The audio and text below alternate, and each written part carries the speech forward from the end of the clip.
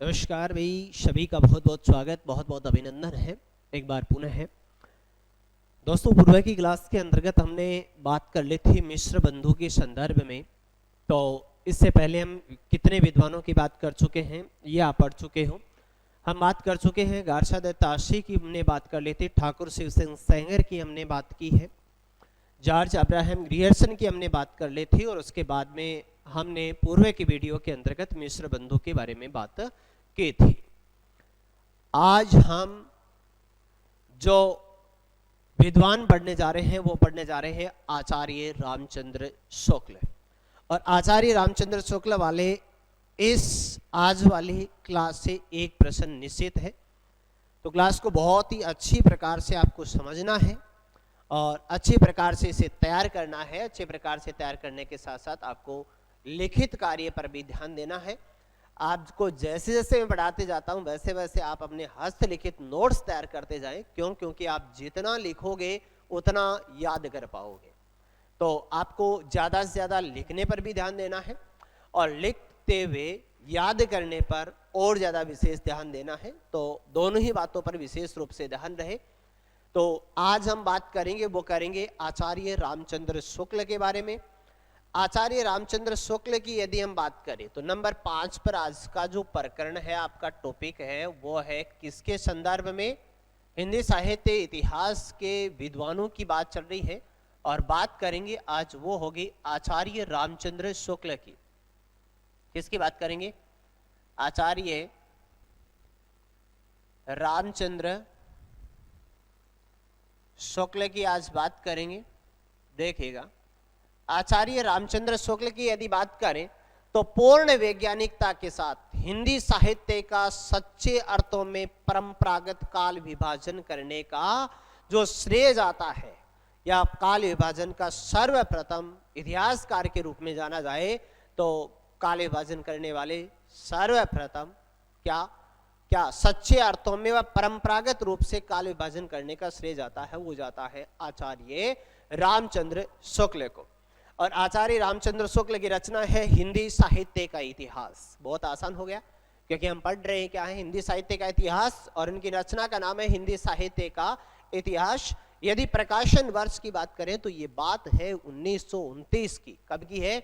1929 ईस्वी की। दोस्तों, ये बात है 1929 ईस्वी में, या 1929 ईस्वी के आरंभ में नागरी प्रचारणी सभा काशी द्वारा प्रकाशित एक पत्रिका, नागरी प्रचारणी सभा काशी द्वारा प्रकाशित हिंदी शब्द सागर ग्रंथ की भूमिका के रूप में यह सबसे पहले क्या करवाया गया? इसे प्रकाशित करवाया गया था। हालांकि हम ये भी पढ़ेंगे हिंदी शब्द सागर ग्रंथ की भूमिका में, या फिर भूमिका में किन 3 विद्वानों का योगदान महत्वपूर्ण रहा है। हालांकि मैं बता देता हूं 3 विद्वान कौन से थे जिन्हें की हिंदी शब्द सागर की भूमिका के रूप में सबसे महत्वपूर्ण योगदान रहता है।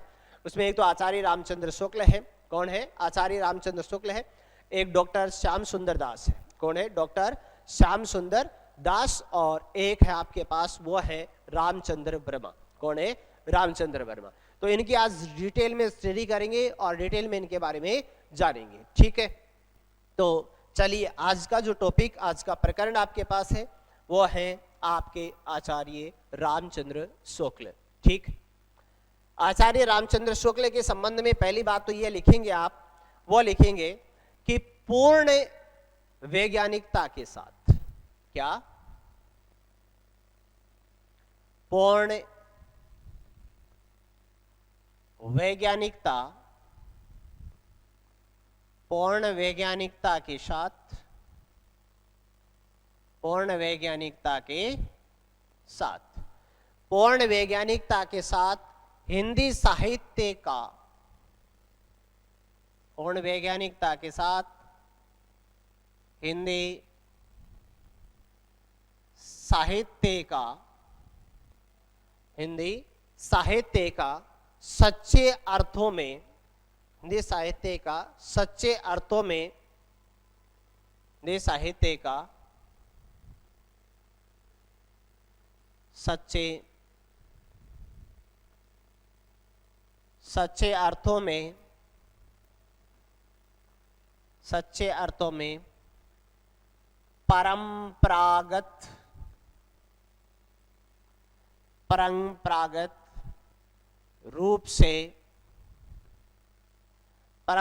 रूप से काल विभाजन करने वाले, परंपरागत रूप से काल विभाजन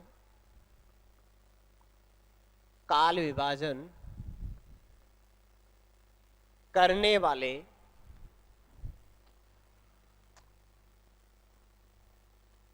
परंपरागत रूप से काल विभाजन करने वाले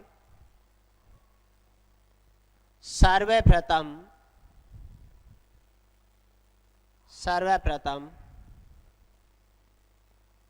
इतिहासकार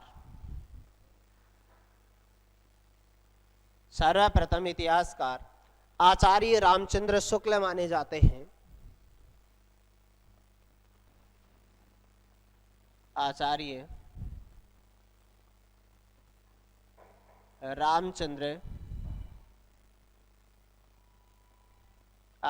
रामचंद्र शुक्ल माने जाते हैं।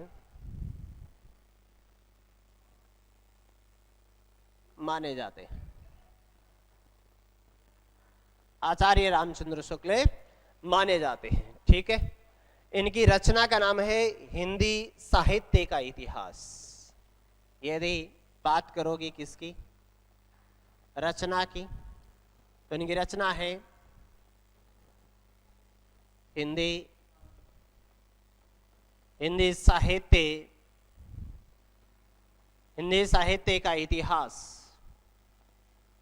साहित्य का इतिहास। प्रकाशन वर्ष की बात करें,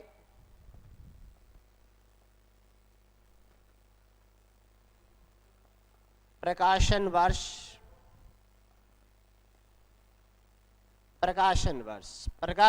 की बात करोगे तो कब की है? 1929 ईस्वी। कब है? 1929 ईस्वी। ठीक, नॉट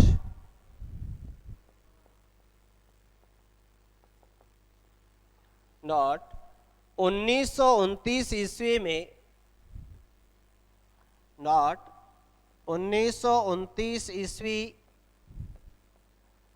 1929 ईस्वी के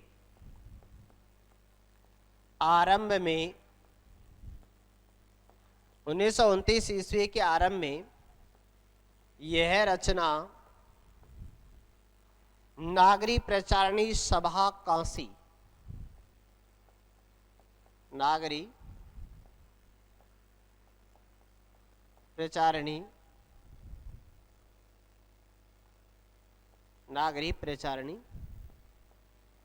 सभा काशी, नागरी प्रचारणी सभा काशी द्वारा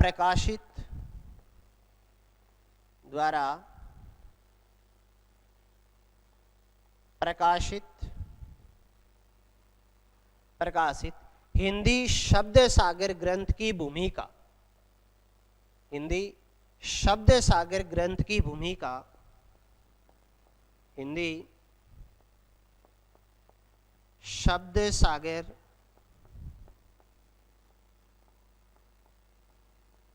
ग्रंथ की भूमिका,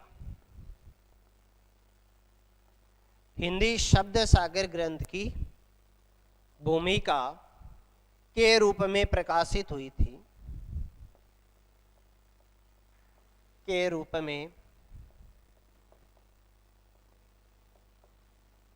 में प्रकाशित हुई थी। ठीक, ये इतनी बात याद रहे आपको, जनरली बातें हैं दोनों। देखिएगा, पूर्ण वैज्ञानिकता के साथ हिंदी साहित्य का सच्चे अर्थों में परंपरागत रूप से काल विभाजन करने वाले सर्वप्रथम इतिहासकार है आचार्य रामचंद्र शुक्ल। इनकी रचना की यदि नाम की बात करें तो इनकी रचना है हिंदी साहित्य का इतिहास। क्या है? हिंदी साहित्य का इतिहास। और यदि प्रकाशन वर्ष की बात करोगे तो प्रकाशन हुआ था कब? 1929 ईस्वी में। कब हुआ था? 1929 ईस्वी में। ये बात याद रहे, विगत भर्ती परीक्षा के अंतर्गत ये प्रश्न पूछा गया था आपसे। नोट 1929 ईस्वी के आरंभ में यह रचना नागरी प्रचारणी सभा काशी द्वारा प्रकाशित हिंदी शब्द सागर ग्रंथ की भूमिका के रूप में क्या हुई थी, प्रकाशित हुई थी। ठीक है, हिंदी शब्द सागर ग्रंथ की भूमिका के रूप में क्या हुई थी, प्रकाशित हुई थी। याद रह जाएगा। चलिए देखिए, ये याद रहे कि हिंदी शब्द सागर ग्रंथ की भूमिका की रचना में निम्न 3 विद्वानों का योगदान महत्वपूर्ण माना जाता है, जिसमें डॉक्टर, एक तो आचार्य रामचंद्र शुक्ल है, नंबर 2 पर बात करें तो डॉक्टर श्याम सुंदर दास, और नंबर 3 पर बात करें तो रामचंद्र वर्मा है। ठीक है, ये बात भी आप लिख लीजिएगा, अच्छी बात है। नोट, हिंदी शब्द सागर ग्रंथ की भूमिका, हिंदी शब्द सागर ग्रंथ की, हिंदी शब्द सागर, हिंदी शब्द सागर ग्रंथ, हिंदी शब्द सागर ग्रंथ की हिंदी शब्द सागर ग्रंथ की रचना में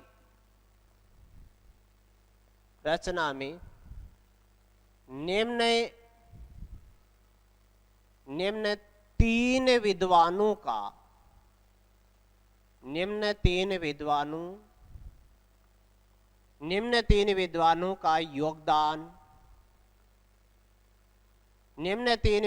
का योगदान महत्वपूर्ण माना जाता है, महत्वपूर्ण माना जाता है। ओके, निम्न 3 विद्वानों का योगदान महत्वपूर्ण माना जाता है। कौन से 3 विद्वान हैं जिनका योगदान महत्वपूर्ण माना जाता है? नंबर 1 कौन? आचार्य रामचंद्र शुक्ल, आचार्य रामचंद्र शुक्ल, आचार्य रामचंद्र शुक्ल। नंबर 2 पर बात करोगे तो डॉक्टर श्याम सुंदर दास, डॉक्टर श्याम सुंदर दास। और नंबर 3 पर बात करें तो वह है रामचंद्र वर्मा, रामचंद्र वर्मा। इन तीनों विद्वानों का योगदान महत्वपूर्ण माना जाता है।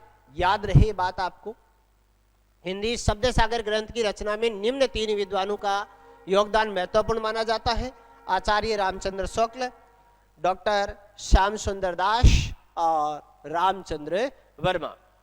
अब देखिएगा, हिंदी शब्द सागर ग्रंथ की रचना में निम्न में से कौन सा विद्वान शामिल नहीं है, या निम्न में से कौन सा विद्वान नहीं है, ऐसा प्रश्न आ सकता है यहां से।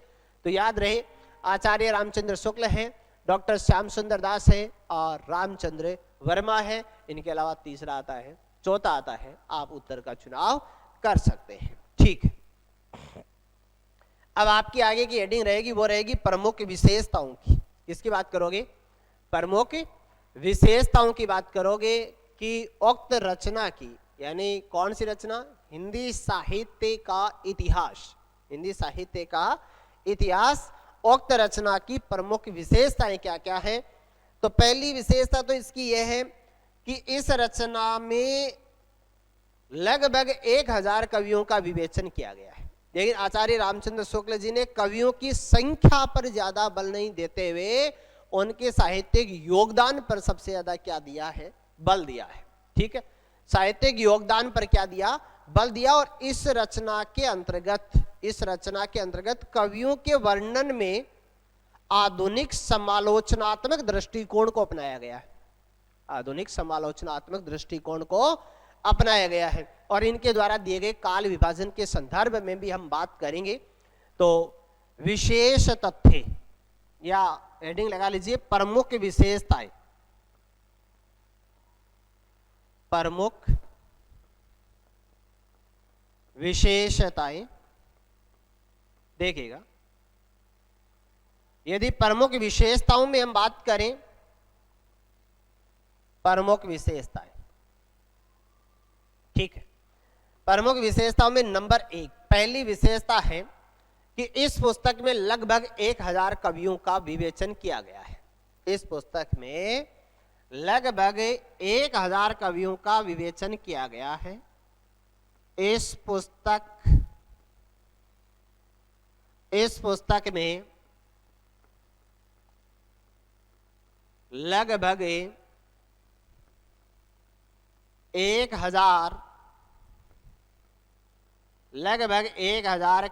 1000 कवियों का विवेचन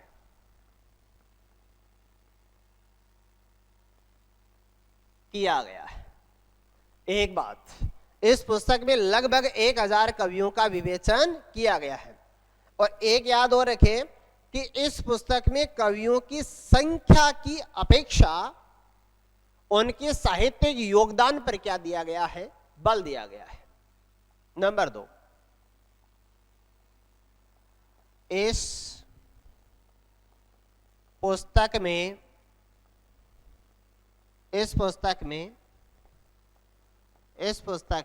कवियों की संख्या की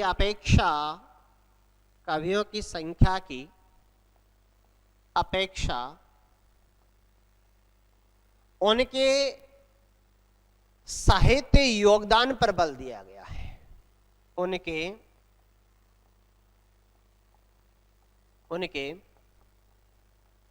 साहित्य योगदान पर बल दिया गया है। साहित्य योगदान पर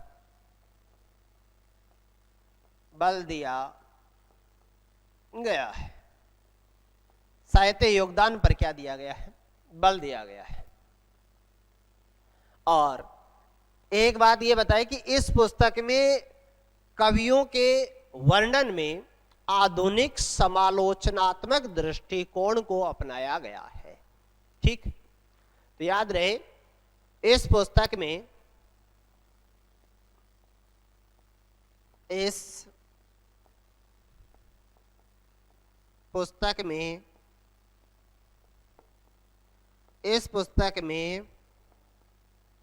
कवियों के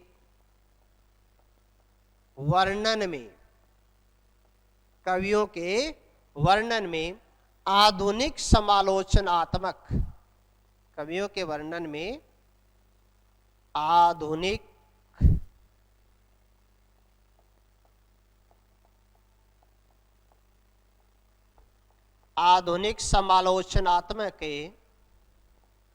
आधुनिक समालोचनात्मक दृष्टिकोण को अपनाया गया है। समालोचनात्मक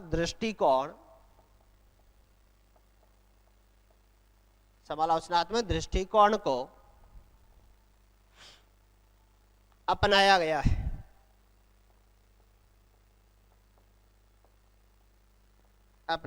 है। ओके, चलिए भाई, 3 ये प्रमुख विशेषताएं होगी आपके पास कि इस पुस्तक में लगभग 1000 कवियों का विवेचन किया गया है। दूसरी विशेषता है कि इस पुस्तक में कवियों की संख्या की अपेक्षा उनके साहित्य योगदान पर बल दिया गया है। और तीसरी विशेषता है इस पुस्तक में कवियों के वर्णन में आधुनिक समालोचनात्मक दृष्टिकोण को क्या किया गया है? अपनाया गया है। ठीक, आगे हम बात करते हैं, वो करेंगे काल विभाजन की। आचार्य रामचंद्र शुक्ल द्वारा दिया गया काल विभाजन, जो कि लगभग मानक है आज के दृष्टिकोण में। नंबर 4 पर बात करोगे, वो करोगे काल विभाजन की। किसकी बात करोगे? काल विभाजन की। देखिएगा, नंबर 4 काल विभाजन। आचार्य रामचंद्र शुक्ल ने हिंदी साहित्य के संपूर्ण इतिहास को 4 खंडों में विभाजित किया। कितने खंडों में? 4 काल खंडों में विभाजित किया है। आचार्य रामचंद्र शुक्ल ने हिंदी साहित्य इतिहास को कितने खंडों में? 4 खंडों में। यानी आप ये कह सकते हैं इनके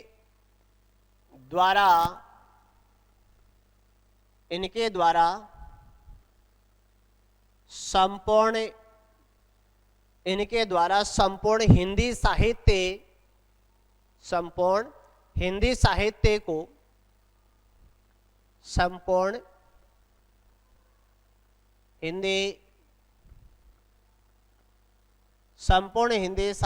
को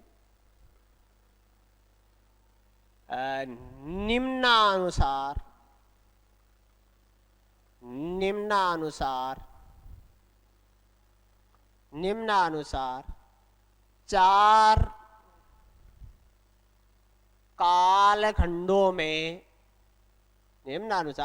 कालखंडों में विभाजित किया गया है। निम्नानुसार 4 कालखंडों में विभाजित किया गया है।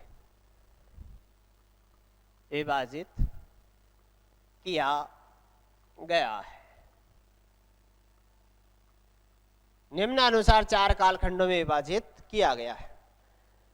इन्होंने नामकरण क्या क्या दिए? तो वीरगाथा काल दिया था, पूर्व मध्यकाल, उत्तर मध्यकाल और गद्य काल नाम दिया है। पहले तो नाम याद रखें।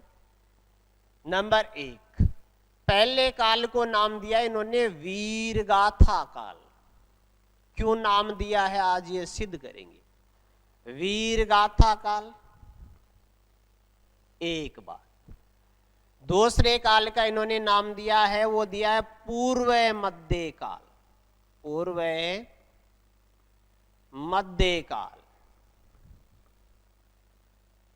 और तीसरा काल विभाजन दिया है, वो दिया है उत्तर मध्यकाल। कौन सा दिया है? उत्तर मध्यकाल। और चौथे के लिए नाम दिया है इन्होंने, वो दिया है गद्य काल। कौन सा दिया है? गद्य काल। इनका काल विभाजन आसान है, याद करना सरल ही है। यानी आप सही मायने में कहें तो कौन से काल की बात की इन्होंने? आदि काल, जिसे वीरगाथा काल कह रहे हैं। आदि काल जिसे क्या कह रहे हैं? वीरगाथा काल कह रहे हैं। भक्ति काल जिसे क्या नाम दे रहे हैं? पूर्व मध्यकाल। रीति काल, कौन सा? रीति काल, जिसे दिया है उत्तर मध्यकाल। और कौन सा काल? आधुनिक काल, जिसे नाम दिया है इन्होंने कौन सा? गद्य काल। आधुनिक काल बहुत ही शानदार इनका काल विभाजन है, बहुत अच्छा काल विभाजन। अब देखो, याद रहे मैं विक्रमी संवत लिख रहा हूं, आपको ईस्वी जब भी निकालनी हो तब आप उसमें से 57 माइनस कर देना, आपकी ईस्वी आ जाएगी। आदि काल की समय सीमा मानी है इन्होंने, वो मानी है विक्रम संवत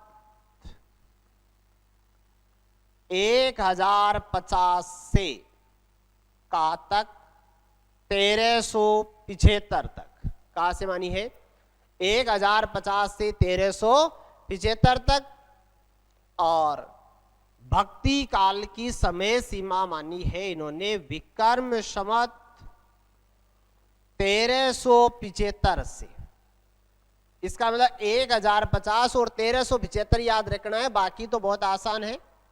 1375 से कहां तक? 1700 तक।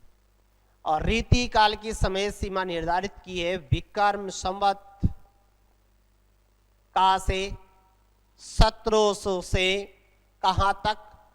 1700 से कहां तक? 1900 तक। और आधुनिक काल की शुरुआत कहां से मानी है? विक्रम संवत कहां से? 1900 से। कहां से? 1900 से 1984 तक। 1900 से कहां तक? 1984 यानी कहाँ क्या कह सकते हो, या फिर यूं कह सकते हो अब तक। कहां तक? 1900 से अब तक। अब देखो एक बात ये जरूर यहां सीखोगे, ये सीखने वाली बात है यहां पर, कि इन्होंने जो ये आपका वीरगाथा काल है, इस वीरगाथा काल को यानी आदि काल को, किसको? आदि काल को भी इन्होंने दो भागों में विभक्त किया है, जिसमें एक तो नाम दिया इन्होंने अपभ्रंश काल यानी प्राकृताभास हिंदी काल, प्राकृताभास हिंदी काल। उसकी समय सीमा तो इन्होंने मान रखी है 1050 से 1200 ईस्वी तक, एक विक्रम संवत 1050 से 1200 तक। और दूसरा जो नाम दिया वो दिया वीरगाथा काल, जिसकी समय सीमा कहां से मान ली? 1200 से 1375 तक।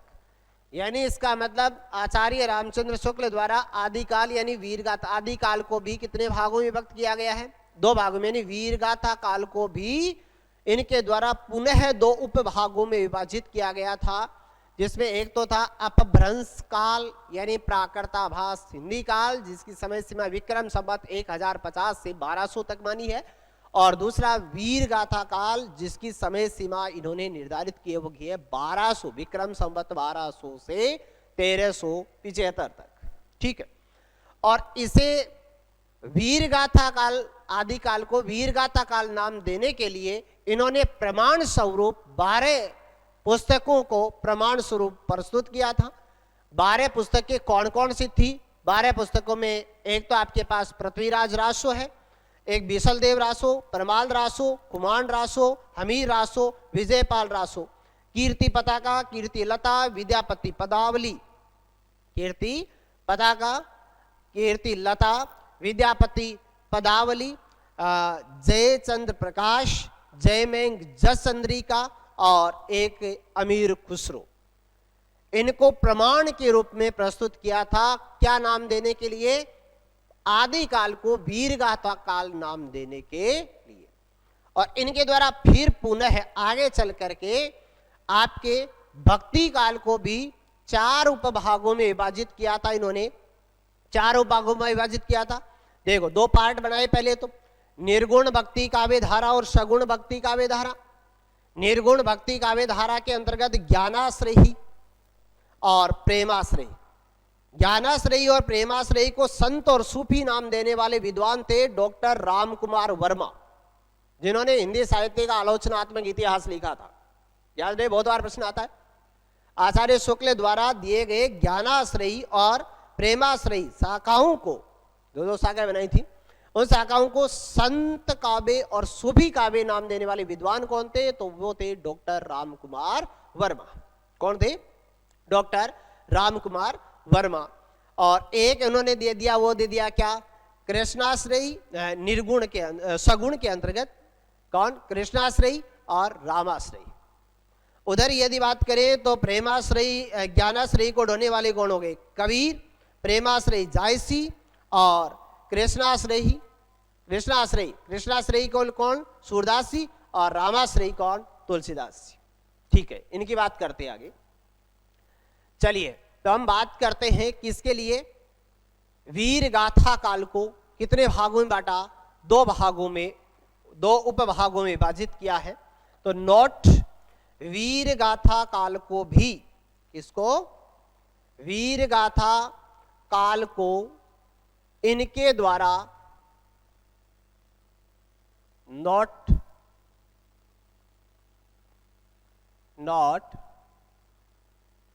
वीरगाथा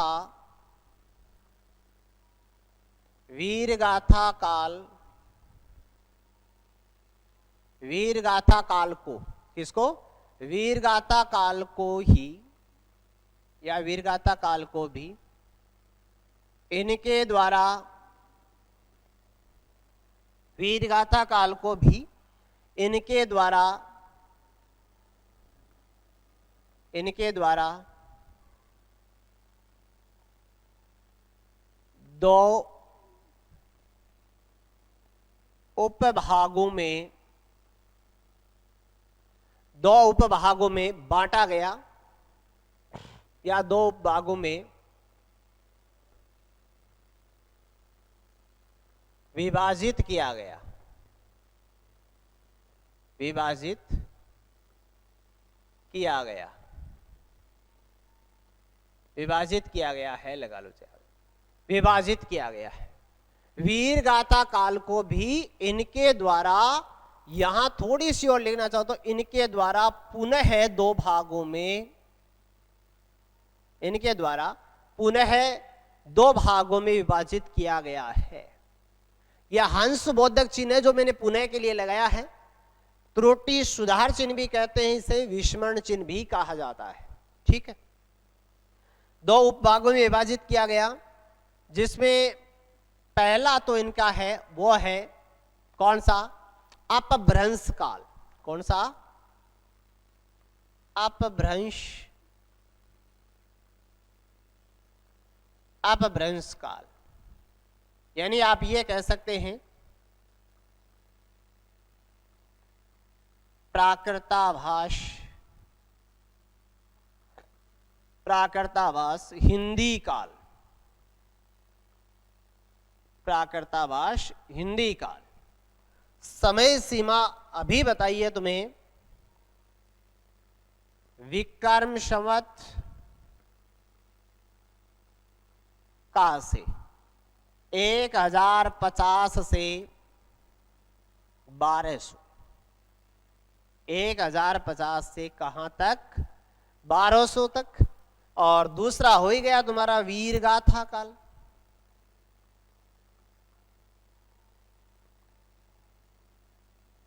वीर गाथा काल, वीर गाथा काल, वीर गाथा काल। समय सीमा अब तो निकाल लोगे, विक्रम संवत, ये याद रखना, विक्रम संवत, विक्रम संवत 1200 से लास्ट पता है 1375, 1200 से कहां तक, 1375 तक। ठीक,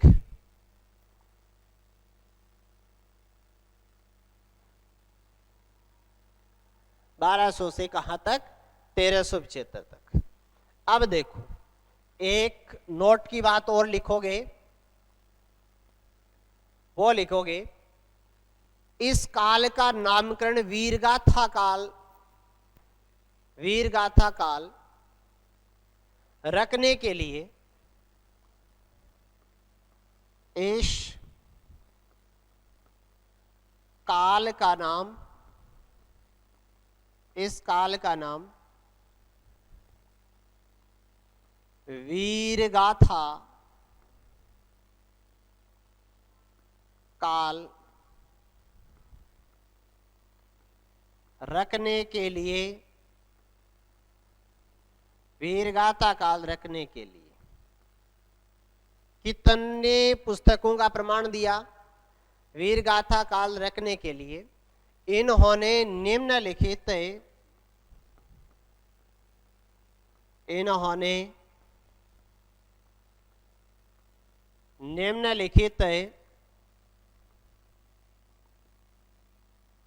निम्नलिखित 12 पुस्तकों को प्रमाण के रूप में प्रस्तुत किया। निम्नलिखित 12 पुस्तकों को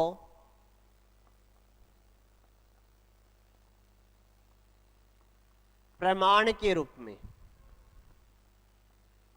प्रमाण के रूप में प्रस्तुत किया।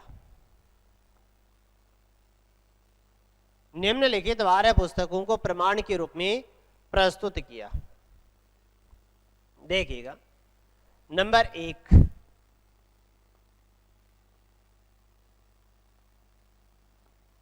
पृथ्वीराज रासो,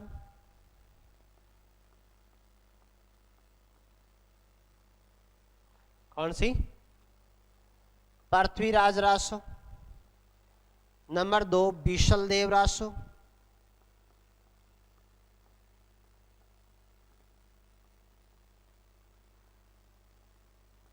विशलदेव रासो।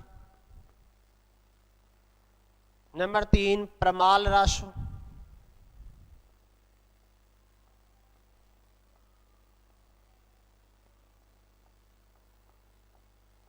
प्रमाल रासो। नंबर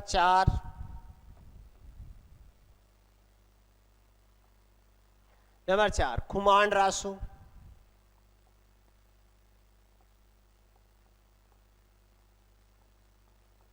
खुमांड रासो। नंबर 5 विजयपाल रासो।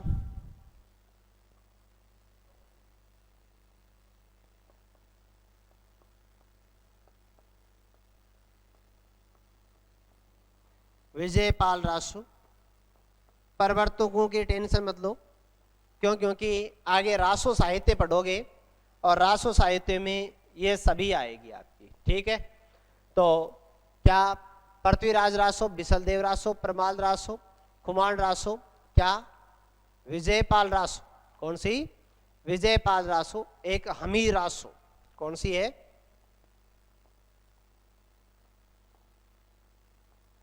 हमीर रासो। हमीर रासो। कीर्ति पताका, कीर्ति लता, कीर्ति पताका,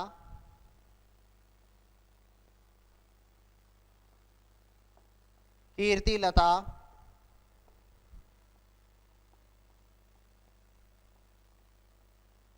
कीर्ति लता, विद्यापति पदावली, विद्यापति पदावली,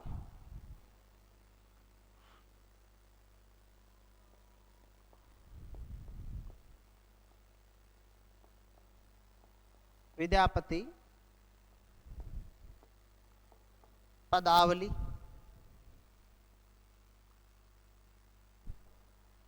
विद्यापति पदावली,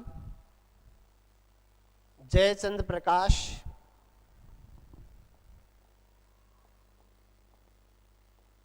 जयचंद्र प्रकाश,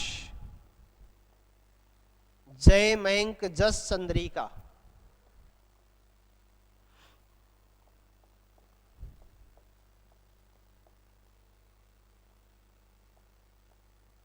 जय मयंक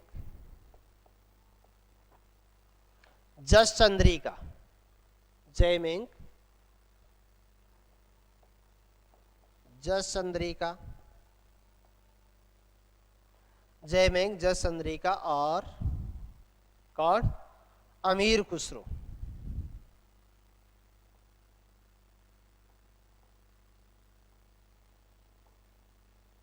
अमीर खुसरो, ये आपके ध्यान में रहे, ठीक है। याद रहे कि वीर गाथा काल की बात कर रहा हूं मैं, ध्यान रखना। कौन सा? वीर गाथा काल, वीर गाथा काल। इस काल का नामकरण, इस काल का नाम वीर गाथा काल रखने के लिए इन्होंने निम्नलिखित 12 पुस्तकों को प्रमाण के रूप में प्रस्तुत किया। पृथ्वीराज रासो, विशलदेव रासो, प्रमाल रासो, खुमांड रासो, विजयपाल रासो, हमीर रासो, कीर्ति पताका, कीर्ति लता, विद्यापति पदावली, जयचंद्र प्रकाश, जयमयंक जस चंद्रिका, और कौन सी? अमीर खुसरो। इन 12 पुस्तकों को प्रमाण के रूप में इन्होंने क्या किया है? प्रस्तुत किया है। क्या नाम देने के लिए? आदि काल को वीर गाथा काल नाम देने के लिए। और फिर इन्होंने भक्ति काल को भी कितने भागों में बांटा? 4 उपभागों में विभाजित किया गया। ज्ञानाश्रय, प्रेमाश्रय, कृष्णाश्रय और रामाश्रय, ठीक है। आधुनिक काल को भी इन्होंने 3 उपभागों में विभाजित किया है। प्रथम उत्थान काल, द्वितीय उत्थान काल और तृतीय उत्थान काल। प्रथम उत्थान काल भारतेंदु युग, द्वितीय उत्थान काल द्विवेदी युग, और तृतीय उत्थान काल छायावादी युग। कौन सा? छायावादी युग। चलिए तो आगे बात करते हैं कि भक्ति काल को भी इनके द्वारा 4 उपभागों में विभाजित किया गया है। भक्ति काल को भी इनके द्वारा 4 उपभागों में क्या किया गया है, विभाजित किया गया है। ठीक, आगे देखिएगा, भक्ति काल को भी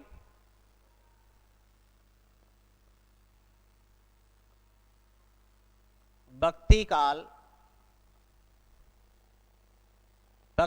को भी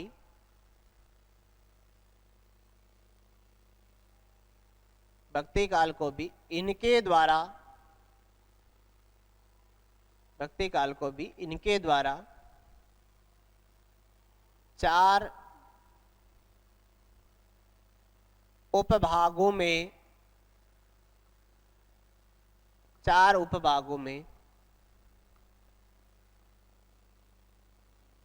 विभाजित किया गया है।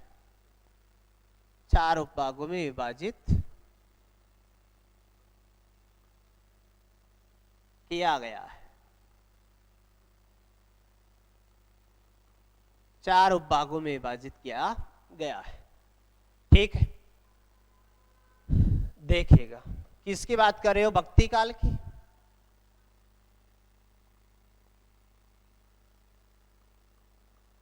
भक्ति काल 2 शाखाएं आप बना लीजिए।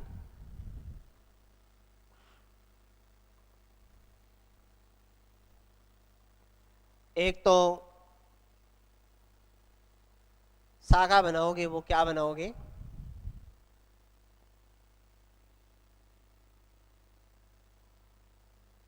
ठीक है, नंबर 1 पर निर्गुण भक्ति काव्य धारा,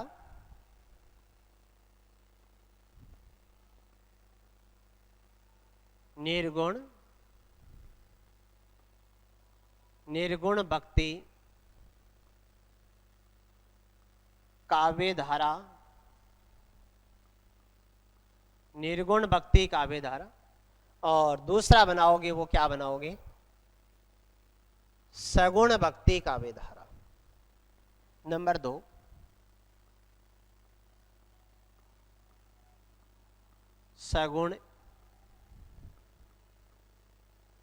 सगुण भक्ति काव्य धारा। निर्गुण भक्ति काव्य धारा और सगुण भक्ति काव्य धारा।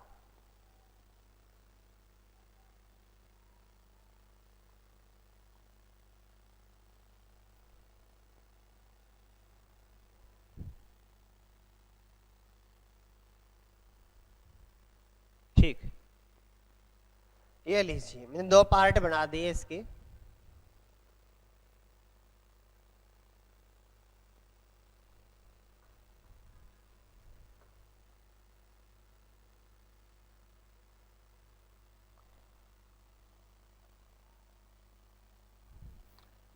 हाँ जी, निर्गुण भक्ति काव्य धारा और सगुण भक्ति काव्य धारा। देखिएगा, 4 उपभाग कौन कौन से बनाए इन्होंने।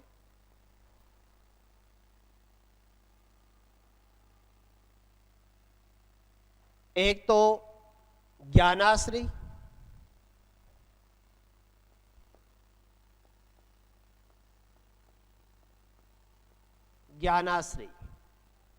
ठीक, ज्ञानाश्री संत वाली, जो कि डॉक्टर रामकुमार वर्मा ने नाम दिया था। ज्ञानाश्रयी और क्या, प्रेमाश्रयी, सूफी,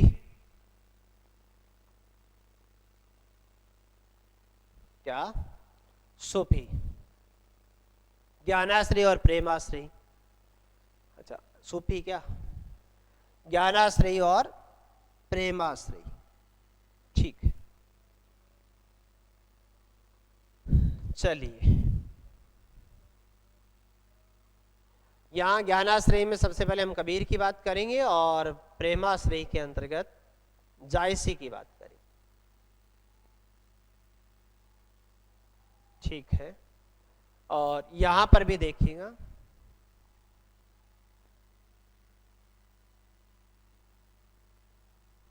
एक तो हो गई आपके पास कौन सी, कृष्णाश्रयी,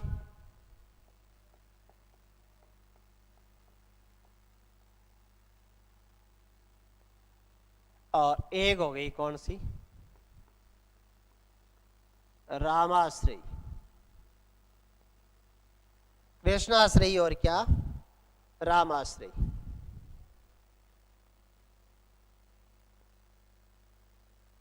कृष्णाश्रयी और क्या, रामाश्रयी। ठीक, ये लीजिए आपके प्रसिद्ध कवि।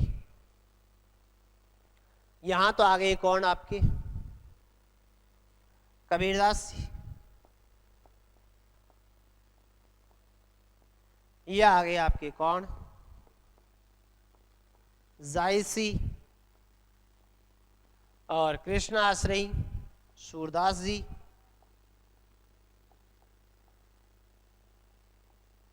और ये आ गए तुलसीदास जी, तुलसीदास। ठीक, इस तरह से कितने भागों में विभाजित किया गया, 4 उपभागों में विभाजित किया गया भक्ति काल को भी। ठीक है, भक्ति काल को भी, भक्ति काल को भी कितने भागों में विभाजित किया गया, 4 भागों में क्या किया गया, विभाजित किया गया है। ठीक है, तो ध्यान रहे, ज्ञानाश्रयी, प्रेमाश्रयी और कृष्णाश्रयी और रामाश्रयी, ये दोनों नाम ध्यान रखना, संत और सूफी नाम, संत व सूफी नाम। यहां लिख रहा हूं मैं, संत व सूफी नाम, संत व सूफी नाम किसके द्वारा दिए गए हैं, डॉक्टर रामकुमार वर्मा द्वारा। डॉक्टर रामकुमार वर्मा, पढ़ेंगे इसके बाद में डॉक्टर रामकुमार वर्मा के बारे में भी। इन्हें ऐसा ध्यान रखना, प्रश्न बन सकता है यहां से, डॉक्टर रामकुमार वर्मा। इसके बाद में आप बात करोगे कि आधुनिक काल को भी इनके द्वारा 3 उपभागों में विभाजित किया गया। ठीक, आधुनिक काल को भी इनके द्वारा 3 उपभागों में विभाजित किया गया या 3 भागों में विभाजित किया गया।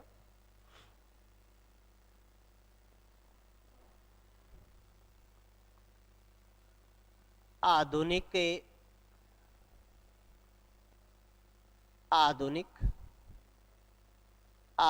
काल को भी, आधुनिक काल को भी 3 भागों में विभाजित किया, 3 भागों में विभाजित किया, 3 भागों में विभाजित किया। ठीक, 3 भागों में विभाजित किया, प्रथम उत्थान काल, द्वितीय उत्थान काल और तृतीय उत्थान काल।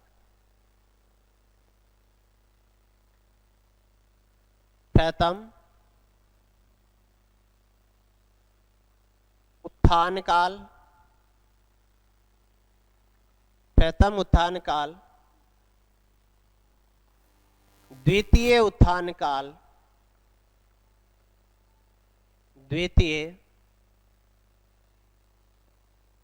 द्वितीय उत्थान काल, और कौन सा, तृतीय उत्थान काल, तृतीय उत्थान काल। प्रथम उत्थान काल, द्वितीय उत्थान काल और तृतीय उत्थान काल, यानी कौन सा युग, ये हो गया कौन सा, भारतेंदु युग, भारतेंदु युग। यह हो गया कौन सा, द्विवेदी युग। और ये हो गया छायावादी युग। कौन सा हो गया? छायावादी युग। छायावादी युग। इस तरह से आधुनिक काल को भी इनके द्वारा कितने भागों में बांटा गया? 3 भागों में बांटा गया, जिसे प्रथम उत्थान काल, द्वितीय उत्थान काल और कौन सा? तृतीय उत्थान काल। भारतेंदु युग, द्विवेदी युग और कौन सा? छायावादी युग। अब बंधुओं बात यह है कि हिंदी साहित्य का इतिहास रचना के अलावा भी इनकी कुछ और रचनाएं हैं, यानी अन्य रचनाएं भी प्रसिद्ध हुई है। कुछ अन्य रचनाएं भी प्रसिद्ध हुई है। रस मीमांसा सैद्धांतिक समीक्षा एक तो यह है, एक तुलसीदासी के संबंध में, यानी गोस्वामी तुलसीदासी है, और एक महाकवि सूरदास।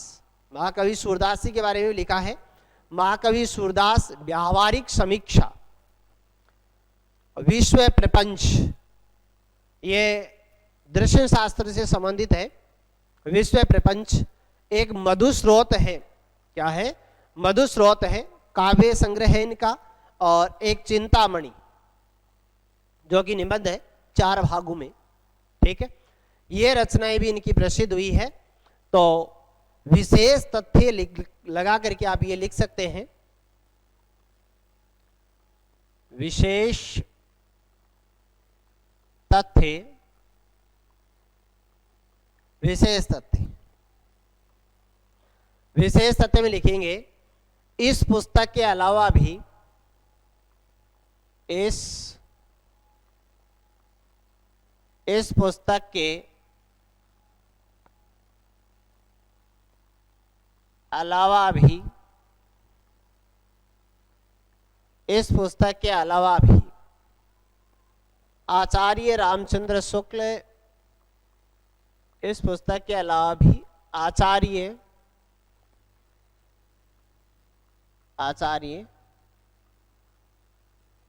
रामचंद्र शुक्ल, इस पुस्तक के अलावा भी आचार्य रामचंद्र शुक्ल द्वारा रचित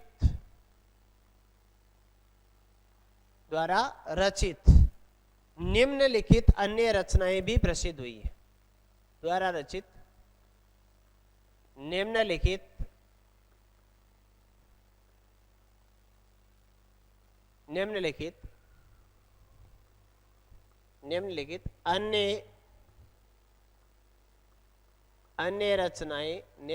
अन्य रचनाएं भी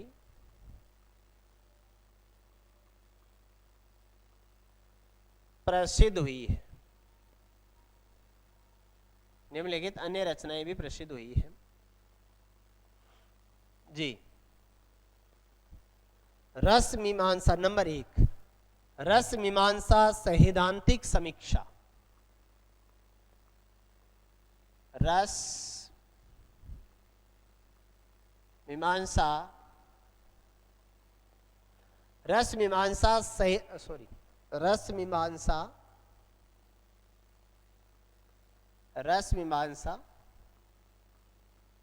सैद्धांतिक समीक्षा। रस मीमांसा सैद्धांतिक समीक्षा। दूसरी है गोस्वामी तुलसीदास। नंबर 3 महाकवि सूरदास व्यावहारिक समीक्षा। महाकवि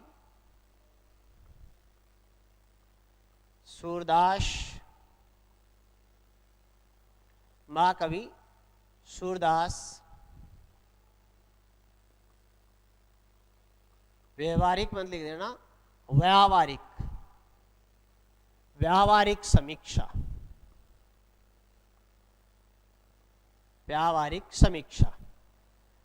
विश्व प्रपंच ये बहुत अच्छी है।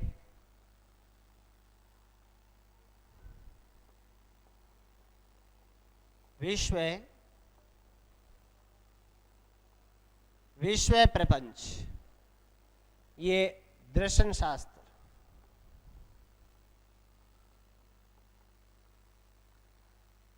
दर्शन शास्त्र से संबंधित है। ये दर्शन शास्त्र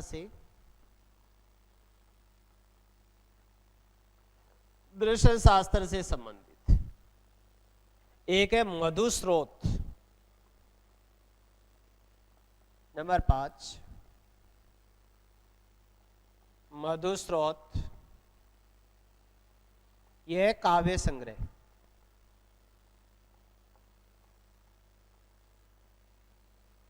काव्य संग्रह और एक और वह चिंतामणि।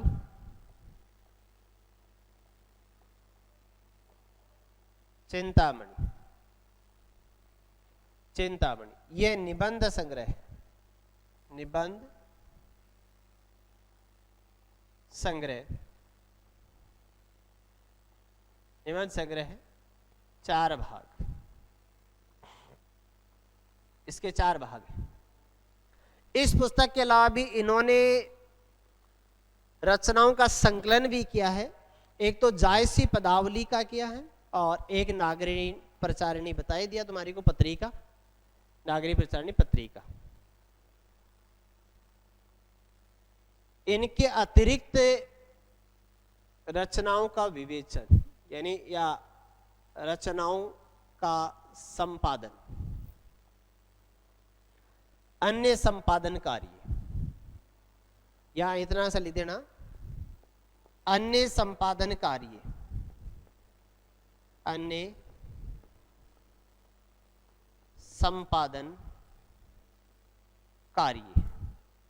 अन्य संपादन कार्यों में एक तो जायसी पदावली,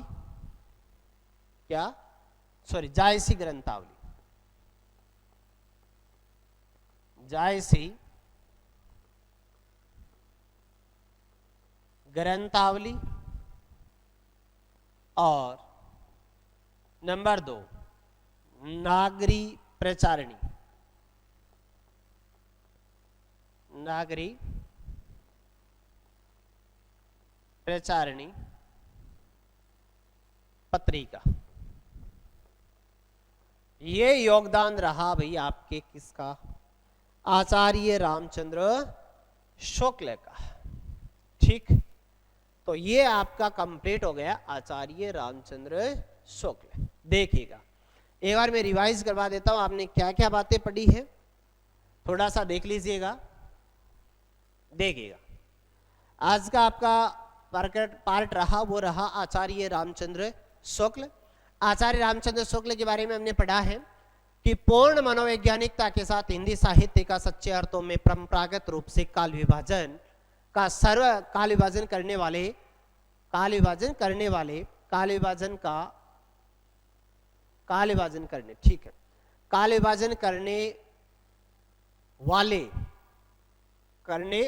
यहां पर वाले और लिख देना। सर्वप्रथम काल विभाजन करने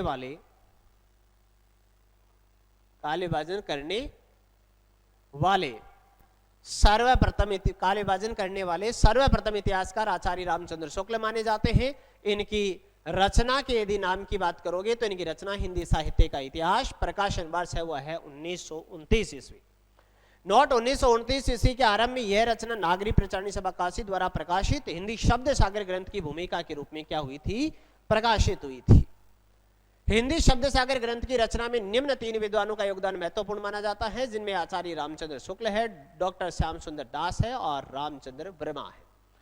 उक्त पुस्तक की प्रमुख विशेषताओं की हमने बात की है। प्रमुख विशेषताओं में 1 नंबर विशेषता में बात की है कि इस पुस्तक में लगभग 1000 कवियों का विवेचन किया गया है।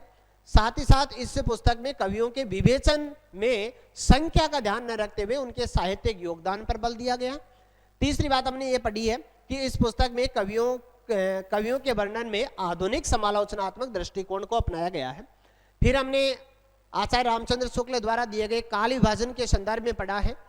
काल विभाजन में क्या पढ़ा कि इनके द्वारा संपूर्ण हिंदी साहित्य को निम्न अनुसार 4 कालखंडों में विभाजित किया गया है। वीर गाथा काल, पूर्व मध्यकाल, उत्तर मध्यकाल और गद्य काल। आदिकाल, भक्तिकाल, रीतिकाल, आधुनिक काल। समय सीमा मान रखी है इन्होंने विक्रम संवत 1050 से 1375, विक्रम संवत 1375 से 1700, विक्रम संवत 1700 से 1900 और विक्रम संवत 1900 से अब तक यानी 1984 उल्लेखित मिलता है। नोट, इन्होंने अपने प्रारंभिक काल को वीरगाथा काल नाम दिया और उसी वीरगाथा काल को इनके द्वारा पुनः 2 भागों में बांटा गया था। वो एक तो बांटा गया था अपभ्रंश काल यानी प्राकृताभास हिंदी काल विक्रम संवत 1050 से 1200 तक और वीरगाथा काल विक्रम संवत 1200 से 1375 तक। साथ ही साथ इन्होंने अपने प्रारंभिक काल को वीरगाथा काल नाम देने के लिए इन्होंने प्रमाण स्वरूप उक्त 12 पुस्तकों को प्रस्तुत किया, जिसे पृथ्वीराज रासो, बिसलदेव रासो, प्रमाद रासो, कुमार रासो, विजयपाल रासो, हमीर रासो, कीर्ति पताका, कीर्ति लता, विद्यापति पदावली, जयचंद्र प्रकाश, जयमेघ जनचंद्रिका और अमीर खुसरो। साथ ही साथ इनके द्वारा भक्ति काल को भी 4 उपभागों में विभाजित किया गया। भक्ति काल यानी जिसमें एक तो निर्गुण भक्ति काव्य धारा बनाई, एक सगुण भक्ति काव्य धारा और निर्गुण भक्ति काव्य धारा में ज्ञानाश्रयी, प्रेमाश्रयी और सगुण भक्ति काव्य धारा में कृष्णाश्रयी और रामाश्रयी। ज्ञानाश्रयी संत काव्य और सूफी काव्य, प्रेमाश्रयी को सूफी काव्य नाम देने वाले विद्वान कौन थे? तो डॉक्टर रामकुमार वर्मा थे। डॉक्टर रामकुमार वर्मा ने नाम दिया था। ज्ञानाश्रयी इधर कबीर है, प्रेमाश्रयी जायसी है और इधर कृष्णाश्रयी में सूरदासी है और रामाश्रयी में तुलसीदासी है। साथ ही साथ आधुनिक काल को भी इनके द्वारा 3 भागों में विभाजित किया गया। प्रथम उत्थान काल, द्वितीय उत्थान काल, तृतीय उत्थान काल यानी भारतेंदु युग, द्विवेदी युग और छायावादी युग। साथ ही साथ हिंदी साहित्य का इतिहास नाम की जो रचना है उसके अतिरिक्त भी इनकी और रचनाएं मिलती है। उन रचनाओं में रस मीमांसा साहित्यिक समीक्षा है, गोस्वामी तुलसीदास है, महाकवि सूरदास व्यावहारिक समीक्षा है, विश्व प्रपंच जो दर्शन शास्त्र से संबंधित है और मधुस्रोत जो कि इनका क्या है काव्य संग्रह और चिंतामणि निबंध संग्रह जो कि 4 भागों में है। और अन्य संपादन कार्यों में भी इन्होंने 2 कार्य किए हैं, वो कि एक तो जायसी ग्रंथावली और दूसरा क्या नागरी प्रचारणी यानी पत्रिका, इनका संपादन कार्य भी किया है। दोस्तों यहां तक हमने बात की है आज की क्लास के अंतर्गत, वो बात की है आचार्य रामचंद्र शुक्ल की। ठीक है, हम एक एक इतिहासकार को बड़ी बारीकी से पढ़ेंगे, एक एक को विस्तृत रूप से पढ़िए। क्यों? क्योंकि अब पेपर जनरली वैसे नहीं आते जैसे पहले आया करते थे। आप हर एक पेपर देख रहे हो कि हिंदी के अंतर्गत प्रश्नों का लेवल है वो बढ़ता जा रहा है और बहुत ही अच्छे प्रश्न बनाए जा रहे हैं। तो यहाँ से खतनात्मक आपके लिए प्रश्न बन सकते हैं, इसलिए आप थ्योरी पर थोड़ा सा ध्यान दें। क्यों? क्योंकि थ्योरी बिना आप खतनात्मक प्रश्नों को सही नहीं कर सकते। ठीक है, ओके, थैंक यू, धन्यवाद।